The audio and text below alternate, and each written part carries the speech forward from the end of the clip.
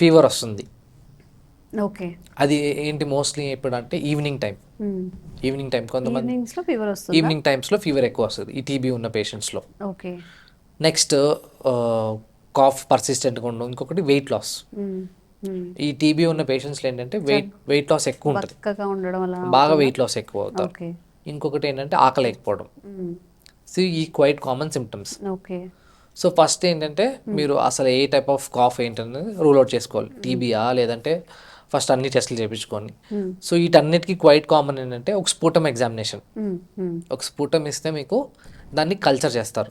Culture చేస్తే అందులో bacterial infection ఉందా, వైరల్ ఇన్ఫెక్షన్ ఉందా తెలిసిద్ది. లేదా అంటే మనకి టీబీ ఉందా, స్ఫూటం ఏదైతే మనకి స్ఫూటం వస్తుందో అది ఏంటంటే early morning sputum sample ఇవ్వాలన్నమాట.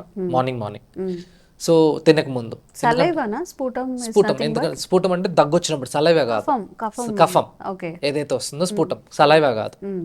Saliva అంటే నోట్లో ఉంటుంది, ఓకే. స్ఫూటం అంటే మనకి లంగ్స్ లోపల నుంచి వస్తుంది అనమాట. ఓకే. సో ఎర్లీ మార్నింగ్ ఇవ్వాలి. అది కూడా ఏంటంటే తినక ముందు ఇవ్వాలి, ఎందుకంటే మనం కాఫ్ చేసినప్పుడు ఏమైనా ఫుడ్ పార్టికల్స్తో పాటు అవి కూడా వచ్చినప్పుడు కంటామినేషన్ ఉండే ఛాన్స్ ఉంటుంది అనమాట. సో ఈ డయాగ్నోసిస్లో మనకి ఒక భాగం అన్నమాట. స్ఫూటం శాంపిల్ ఇచ్చిన తర్వాత మనకి టీబీయా లేదంటే న్యూమోనియానా ఏంటనేది ఒక క్లియర్ పిక్చర్ ఉంటుంది.